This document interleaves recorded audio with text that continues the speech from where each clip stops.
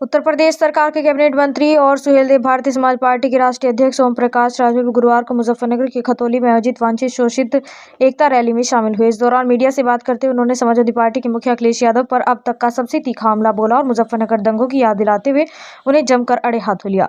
राजभर ने कहा कि जब मुजफ्फरनगर दंगों की आग में जल रहा था और कत्लेआम हो रहा था, तब तत्कालीन मुख्यमंत्री अखिलेश यादव सफाई में बैठकर नाच देख रहे थे। उन्होंने कहा कि मुख्यमंत्री का पहला कर्तव्य कानून व्यवस्था सुधारना होता है, लेकिन उनके लिए नाच सर्वोपरि था।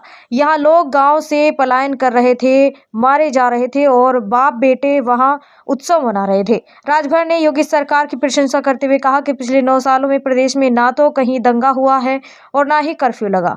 आज बड़े बड़े माफियाओं का सफाया हो चुका है और अपराधी बाबा के बुलडोजर के खौफ में जी रहे हैं।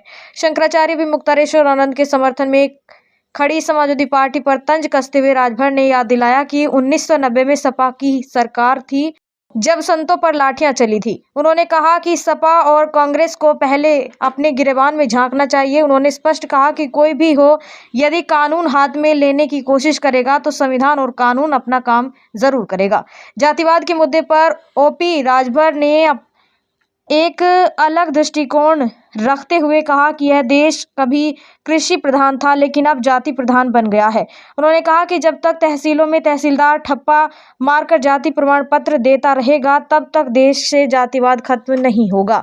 उन्होंने नारा दिया कि वे जाति तोड़ो समाज जोड़ो आंदोलन के जरिए एक जातिविहीन समाज की स्थापना करना चाहते हैं। इसको क्या कहते हैं? ढक्कन। इसको क्या कहते हैं? ढक्कन। यही तुम्हारी दुर्गति के कारण है। हमारी आपके दुर्गति का कारण यही लोग हैं। जब इनकी जरूरत पड़ती है, जब ये ढक्कन लोगों की जरूरत पड़ती है, तो ये हमारे आपके सीने पर चढ़ जाते हैं और सीने पर चढ़कर जो बाबा साहब डॉक्टर अंबेडकर जी ने हमको आपको पावर दिया वोट का, जिस वोट के दम पर हम अपने बच्चे को बेहतर शिक्षा, स्वास्थ्य, रोजगार, नौकरी, अमन चैन, भाईचारा, उस कीमती वोट को हमारे सीने पर चढ़ करके ये ढक्कन अपनी तकदीर लिखवा लेते हैं। वाले 2027 के चुनाव में क्या भारतीय जनता पार्टी के साथ अलायंस करके चुनाव लड़ेंगे या कोई अलग से मोर्चा बनेगा? नहीं, एनडीए गठबंधन में हम लोग हैं, एनडीए गठबंधन के साथ मिलकर लड़ेंगे। अच्छा, ये आने वाले अभी चुनाव थे ग्राम पंचायत के, क्या ये कब तक होने का अनुमान है? देखिए, मतपत्र छप गए हैं और वो मतपत्र पहुंचा दिए गए हैं जिले पर।